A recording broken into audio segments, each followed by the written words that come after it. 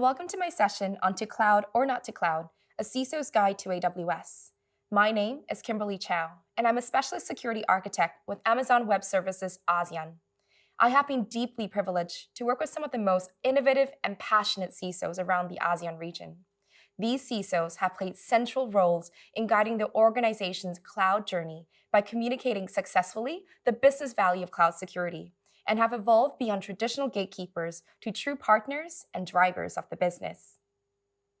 This Level 200 talk is a compilation of lessons learned from working with successful CISOs, aimed at helping organizations who have just begun their cloud journeys. We will learn how to build a cloud security operating model by learning how to create a cloud security strategy, learn which security functions are crucial on an AWS cloud journey, understand what governance and metrics you can put in place, as well as how you can empower your organization in training, enablement, and skills investments. And lastly, we will take you through key AWS services to help you with governance and security. Let us begin by talking about key security trends in 2021, taking a round-robin view on what global security analysts and think tanks have been observing. According to Gartner, distributed cloud is the future focus of business. Distributed cloud is a public cloud computing service that lets you run public cloud infrastructure in multiple different locations, not only your cloud provider's infrastructure, but on premises, in third-party data centers or co-location centers. For example, in AWS, the launch of AWS Outposts offers customers the same AWS infrastructure, services, APIs, and tools in any data center location that you choose for a truly consistent hybrid experience. Gartner suggests that by 2024, distributed cloud will become the new focus in cloud computing, leading CISOs to consider new security controls that must be implemented at the edge. Secondly, Forrester suggests that the remote workforce trend will drive an uptick in insider threats. In 2020, 25% of data breaches were tied to insider threats, and in 2021, Forrester expects the percentage to jump to 33% due to the growth of an insider-as-a-service model. This would involve organized recruitment infiltrators who offer up highly targeted means for bad actors to become trusted employees in order to gather sensitive IP.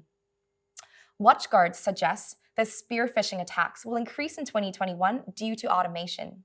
Cybercriminals have already started to create tools that can automate the manual aspects of spear phishing. As society continues to grapple with the impact of COVID-19, global political strife, and general financial security, we anticipate that many of these automated spear phishing attacks will prey on fears around the pandemic, politics, and the economy. Lastly, Splunk has noted that there has been a 35% increase in the volume of security vulnerabilities identified. Automation and machine learning will be used to help human security analysts separate the most urgent alerts from a sea of data and take instant remedial action against certain threat profiles. The key takeaway from all of this is that CISOs have an opportunity to play a bigger role at the executive level. COVID has raised the profile for security. A greater attack volume, especially from ransomware, has caught the attention of CEOs, CFOs, and the board of directors, and they are now looking to the CISOs to respond. Recently, Steve Schmidt, Chief Information Security Officer of AWS, said that security leadership is a collective pursuit. With the exponential growth of data in today's businesses, there has been a new emphasis on IT's role in securing that data. Security, which used to be more infrastructure-centric, demands a new focus in software, and technology leaders have to be deeply involved in software development and investments. At the same time, the security team also requires different skills and mindsets to succeed in new domains. So while they might be technologists first and foremost, the most successful CISOs recognize that strong security goes well beyond bits and bytes. The CISO role has gotten more and more complicated. They must be able to influence and enable the business. They need to be able to deliver results, align security strategy to business strategy, manage security operations, and manage security procurement and engineering. The CISO is also in charge of security governance. They need to be able to achieve and maintain compliance and draft, implement, and enforce policies and procedures that keep the organization and the workforce safe. But not only that, the successful CISO in a cloud journey needs to position a cybersecurity function that has influence. This can only be done by hiring, developing, and maintaining competent security staff that are able to deliver results, earn trust, and consistently grow with the needs of the business. It was also recently noted by fellow CISO Yaron Levi that security leaders are under a lot of pressure to show quick wins while fully knowing that everything they do will be heavily scrutinized and challenged, and ultimately, they will pay the price for things that are not under their control. It is equally important then for CISOs to bear in mind the challenges that the functions face in order to understand how best to overcome these challenges. Firstly, CISOs face organizational challenges, competing priorities with business managers, the CIO, IT program managers, and others. The CISO has the mandate of managing all information security risks throughout the organization.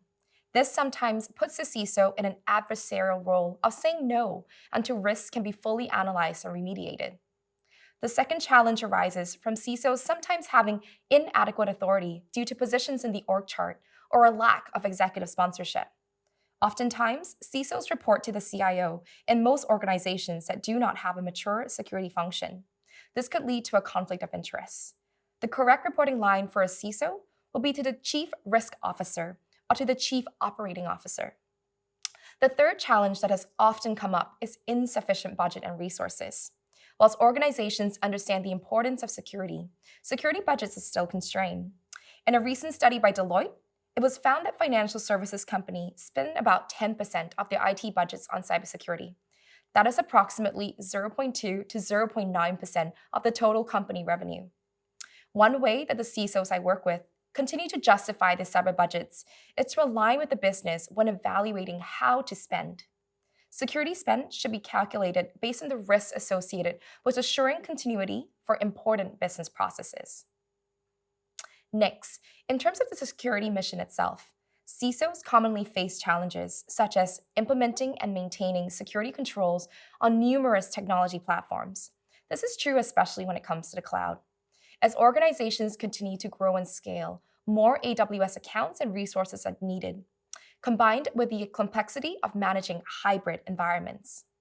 Secondly, gaps in technical capabilities. It is not uncommon from when coming into AWS, would security team rely heavily on the cloud team and tend to cede control to the cloud teams when it comes to defining and operationalizing cloud security controls. This is due to a lack of knowledge when it comes to AWS, where security teams are not confident in their knowledge of the cloud and thus feel that they are not the right people to secure it. When it comes to cloud security, these are some of the observations that I have from the ground, from working with security leaders who are new to the cloud. Firstly, when it comes to cloud security, CISOs often don't know where to get started. Should they start by building a team? Which security standards or frameworks should they use? What are the common security best practices for AWS? Do they need to write a whole new cloud security policy? These are often dilemmas and decision points that need to be considered. Secondly, CISOs that do not start with a strong cloud security operating model are not as successful as customers that do. A cloud security operating model should always be the starting point when building a security program. This will give you the tools, processes, and frameworks to build successfully in AWS. Thirdly, traditional security teams often want the cloud team to lead, often leading to a cloud security as for the cloud team type of mentality. It is still important for security teams to take the lead in defining and designing cloud security. Lastly, training enablement on cloud security often happens way too late. For example, after a security event has happened. It is important that anybody who uses AWS understands the right security controls we put in place, as well as how to use these controls from the very beginning. So, how can CISOs go about building a successful security organization? AWS's CISO Steve Schmidt offers his perspective and traits of highly successful organizations. Firstly, he knows that successful security organizations are forward-leaning with audit and legal and view them as allies. They communicate early and often. One of the things that we do on a regular basis at AWS is engage with our customers and their internal auditors early on so that they can teach our stakeholders how to audit successfully in the cloud. Secondly, they clarify where to go for approval. Security leaders who socialize their approval processes throughout their organization create clarity and velocity. Thirdly, they understand the shared responsibility model. This is the shared responsibility model of the cloud, where customers are responsible for security in the cloud and AWS is responsible for security off the cloud. Secondly, highly successful security organizations leverage automation. The most successful security leaders understand that security is not something to be bolted on after building it. It should be deeply integrated with the development processes. They cultivate relationships with software engineering. More successful CISOs are collaborating with their engineering teams to build guardrails instead of gates, which allow their dev teams and business units to take more accountability and responsibility for security. It's not really about giving up control. It's about encouraging other teams to be owners so they feel invested. The leading security organizations make continuous improvement a priority. Thirdly, the leading security organization practices agile decision-making. They encourage escalation. At AWS, we have learned that the magic amount of necessary information for good decision-making is around 80%. If you try and wait until you have all the data, it will already be too late. And that style of hesitation is particularly unsuited for the speedy world of security. Senior leaders discuss security quickly and often. Security operates well when not siloed or relegated to a cost center. In fact, senior leadership investment and participation is a key quality in highly successful security organizations. They also seek two-way doors. At AWS, we keep any changes to security small and frequent in order to iterate rapidly along the way. Iteration is the key to success rather than perfection. Now, we will move on how to build a cloud security operating model. Across the next few slides, we will ask ourselves some key questions, look at some frameworks, and have a call to action to ensure that these steps can be followed successfully. An operating model defines the structures, roles, skills, processes, and engagement avenues that enable an organization to deliver its products and services. A cloud security operating model must define elements that aid in the delivering, managing, securing, and supporting of cloud adoption. The first question you have to ask yourself is, how does your organization's strategy, people, governance, and capability define how your organization delivers value to the business? A target cloud security operating model is made out of 4 key elements. Firstly, the strategy. This relates to your security vision and mission, and most critically, the alignment of your security strategy to the overall business strategy. Secondly, people. This relates to the roles, responsibilities, and accountabilities for cloud security. Having a good segregation of duties in terms of security functions is crucial for effectiveness. Thirdly, governance. This relates to the policies, processes, mandates, and metrics that will help you measure the success of your cloud security program. And lastly, capability. This relates to the investments that your organization makes in ensuring that your employees are skilled in terms of cloud security. There are different types of cloud security operating models. Depending on the size and complexity of the enterprise, multiple operating models can be utilized in different areas of the organization. A traditional operating model has a clear separation of roles, responsibilities, incentives, and structure between security, development, and operations teams. There is also a clear separation of ownership between application functionality and code, security, and infrastructure. A hybrid operating model uses security automation and development to improve deployment and speed. It still embraces traditional approaches to operations, where there's a formal security operations team supporting production infrastructure. In a DevSecOps model, responsibility for security is incorporated into the development team, instead of a stark disaggregation, which is you build it, you own it, you secure it mentality. Development teams are staff of both operations and security professionals. It is important to understand which operating model works best for your organization to ensure processes and structures are designed for efficiency. The first component of a cloud security operating model is your security strategy. The questions you should be asking yourself are, what are the short, medium, and long-term goals of the business with regards to cloud adoption? And how can a security team align to deliver business value? Your cloud security strategy should have a clear vision, mission, and align to business values so that the security team has a clear mandate to support cloud and business adoption. For example, your business strategy or cloud strategy could state a cloud-native, cloud-first adoption of technology to increase agility, efficiency, and innovation of the business. The cloud security strategy should show how the security function intends to help your business achieve its strategy.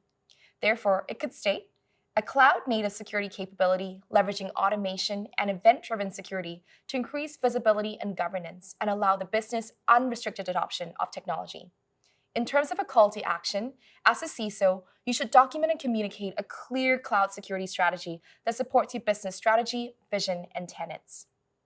The second component of the cloud security operating model is your people. The question you should be asking yourself is, do the appropriate cloud-native security functions exist to support the strategy and operating model of my organization? From working with numerous organizations, 3 distinct functions have emerged as best placed to support the cloud journey. These are the Cloud Security Architecture team. This is a function that owns and defines the cloud security policies, frameworks, and architecture blueprints. Secondly, Cloud Security Engineering. This is the function that builds and automates security tooling that enables control objectives to be met. Thirdly, Cloud Security Operations. This is a function that monitors and responds to cloud security incidents. Now, let's look at each of these functions in detail. First up, the Cloud Security Architecture function. This role is responsible for owning and defining cloud security control objectives, as well as the cloud security standard, advising the cloud team on how to meet the control objectives set out in the policy. Thirdly, performing reviews of architecture prior to going live and providing recommendations for enhancements. They are also the subject matter experts on AWS well-architected security pillar and best practices. They improve security outcomes via standardized patterns, blueprints, and prescriptive guidance. And they're responsible for service due diligence processes and governance. Next, the Cloud Security Engineering function.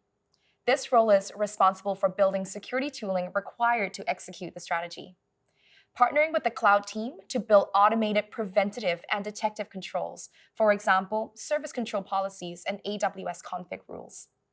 Building capabilities that shift security left to make security transparent and built into the platform. Automation and guardrails is the name of the game for this function. Lastly, Cloud Security Operations. This role is responsible for monitoring alerts generated by the cloud platform, both misconfigurations and cyber incidents. Owning the process of incident identification, triage, and escalation. Developing and owning the response runbooks as well as playbooks. Please note that SecOps does not own the risk or remediation. The cloud team is responsible for ensuring that their applications are secure and issues are remediated in a timely manner. SecOps merely owns the tooling and processes to assist. In terms of the call to action for these 3 functions, today CISOs who are at the beginning of the cloud security journey should ensure appropriate capability exists within the security organization. This can be done by reskilling existing headcount or by hiring new. Next, once these functions and their mandates have been defined, CISOs should think about establishing and agreeing a RACI for cloud security tasks and activities. Note that this slide includes the roles and responsibilities for those 3 security functions as well as the cloud team.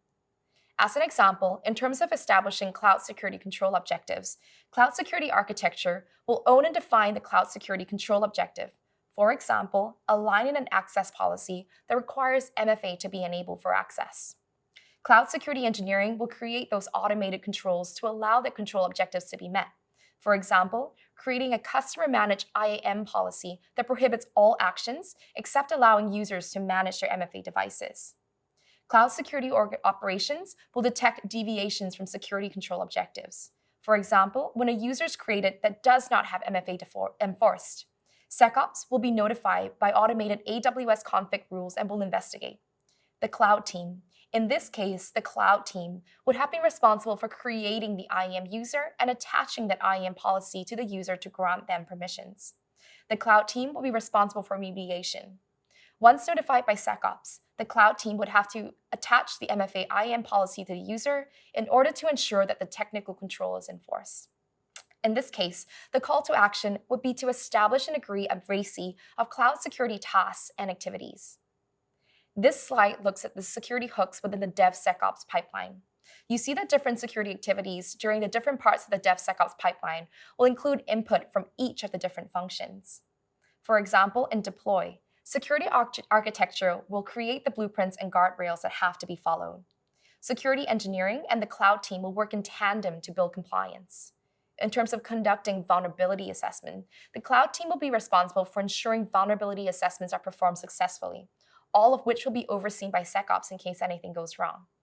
This goes on throughout the entire DevSecOps pipelines. Security teams should not work in silos, but good security organizations will find ways of integrating security into their pipelines. Next, we look at governance within the cloud security operating model. The question you should be asking yourself is, how do I measure my organization's cloud security and risk posture?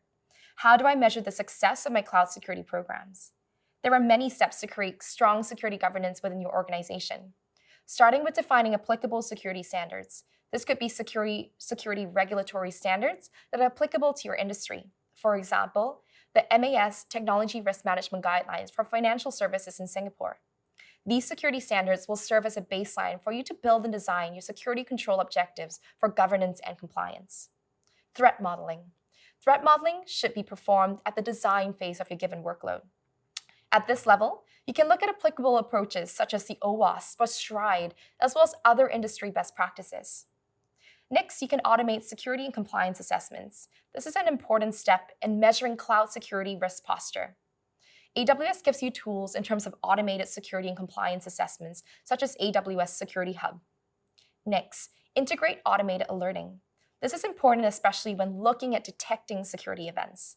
Think about common security patterns you can create alerts for to be notified when they are detected. Services such as Amazon Guard Duty and Amazon CloudWatch events would be key to this. All of these should be reported to an established cloud security governance forum, which meets monthly to assess the results of these steps. The Cloud Security Governance Forum should not only be made out of the 4 functions listed in the above slides, but should also include the heads of business, compliance, and legal. In terms of establishing metrics that matter, think about how you would measure the success of each of your cloud security functions, as well as the activities listed in the previous page. As an example, you could measure your security architecture function based on the percentage of applications which has completed an AWS well-architected review, and measure your security operations in terms of the time taken to identify a security incident. In terms of capabilities, you need to ask yourself, how do I continuously invest in rescaling, hiring staff with cloud security capabilities? AWS provides our customers with training and enablement on security, such as our free online AWS Security Fundamentals digital training course. Another way to judge the competency of your hired cloud security staff is the AWS Certified Security Specialty Examination. As a call to action, it's important for CISOs to remember to set aside a training budget for their staff to undergo AWS security training. This should not be limited only to your security staff, but the free online AWS Security Fundamentals training should be a mandatory step for all staff that use the AWS platform. Now, we move on to the AWS security solutions that will be able to help you get started on AWS security. This slide provides an overview of the AWS security, identity, and compliance solutions available. As you can see, our AWS services are aligned on 6 pillars: identity and access management, detection, infrastructure protection, data protection, incident response, and compliance. This slide translates each of the basic AWS security best practices that should be adopted as part of each security pillar. For identity and access management, you should federate your users or use AWS single sign-on. You should enforce MFA. You should limit the creation of IAM users and enforce least privilege. You should use organizational service control policies to implement security guardrails. For detection, you should turn on CloudTrail in all regions and all accounts. You should use Amazon Guard Duty in all accounts to get actionable visibility. You should use AWS Security Hub, which is the best way to understand your security posture and integrate with partners. And don't forget that VPC flow logs can help you with investigation. Under infrastructure protection, you should use AWS Systems Manager to keep humans away from data. Use AWS Shield as well as AWS Web Application Firewall for the edge. You should ensure microsegmentation for your VPC. For data protection, you should encrypt everything using AWS KMS. You should manage your encryption keys centrally and use Macie to discover PII data on the cloud.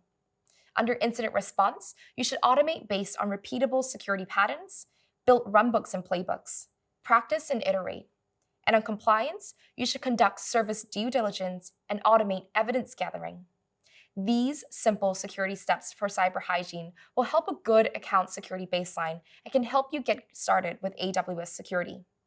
Now, Let's look at some of the AWS services that can help you get started with security, governance, and compliance on AWS. The first service is AWS Security Hub. AWS Security Hub is a single pane of glass view of all of your security findings and alerts on AWS, which aggregates, organizes, and prioritizes your security alerts or findings from multiple AWS services and third parties. It relies on data sources from Amazon Macie, Amazon GuardDuty, AWS Firewall Manager, IAM Access Analyzer. And if you choose to do so, you can even send integrated partner solutions to Security Hub. On top of providing a view of findings that occur within your AWS account, Security Hub also has 3 preloaded security standards in terms of AWS foundational best practices: CIS AWS Foundations Benchmark and PCI DSS. As you can see, Security Hub is giving me a percentage security score across my accounts for these 3 security standards. If I choose to drill down into one of the security standards, such as the CIS Foundations Benchmark, you will see that the underlying controls that are being continuously assessed to give you the compliance percentage score that you saw on the previous slide. Each of these failed controls will also have a severity rating from informational all the way to critical. Where a control failure is identified as critical, for example, avoiding the use of a root account, it's important to ensure that you mitigate these findings as soon as possible. One of the things that our customers at AWS has consistently asked us is, how do I remediate Security Hub compliance findings? For example, if I have failed a control that requires my access keys to be rotated once every 90 days, how can I quickly automate remediation for this? AWS has deployed some automated remediation solutions that can be found in the link at the bottom of the screen to provide predefined response and remediation actions. The solution creates an AWS Service Catalog portfolio of playbooks. Customers can choose the individual playbooks that they want to deploy in their Security Hub primary account.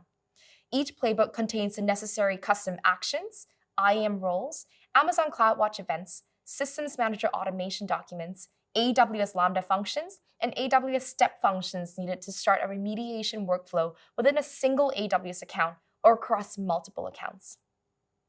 AWS Security Hub also further simplifies security by having multiple partner integrations that can send or receive findings from AWS Security Hub to help you centralize your findings in a prioritized and compelling way. Findings across partner solutions such as F5 for firewalls, Tenable Nessus for vulnerability scanning, CrowdStrike endpoint detection, or other MSSPs can be forwarded into Security Hub and routed to a SIEM, a SOAR, or even Slack tools. The next service that will help you get started quickly with governance, compliance, and security is AWS Config.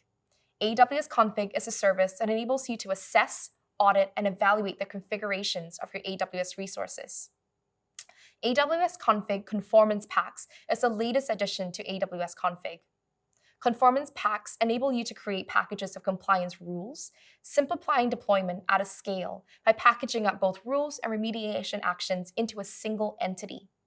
We have released conformance packs against familiar Singaporean standards, such as the ABS Cloud Implementation Guidelines and the MAS TRM Guidelines. Furthermore, you can also select workload and solution based on conformance packs, such as best practices for data lakes and analytics. A full list of conformance packs available can be found on the link on screen. As this talk has shown, getting started with security on AWS is simple and easily achieved. We looked at some easy frameworks that other successful CISOs have implemented to get started with the cloud, explored how to build a cloud security operating model, the roles and responsibilities required, the governance metrics, and various AWS services that can help you jumpstart your cloud security journey. Security is a marathon and not a sprint, and it is okay to constantly iterate and change your processes and toolings to best suit the growth and scale of your organization. If you would like to learn more about AWS security and certification, please join us at aws.training/security for the free digital training courses, or sign up for one of our in-classroom training sessions run by accredited AWS instructors. Look at building credibility and confidence with the AWS Certified Security Specialty. Thank you for joining me on this Level 200 talk on security and governance. We hope that you have found this talk useful, and please feel free to reach out to us if you have any questions. Be sure to complete the session survey to help us improve your summit experiences in future. Until then, stay safe, secure, and keep building.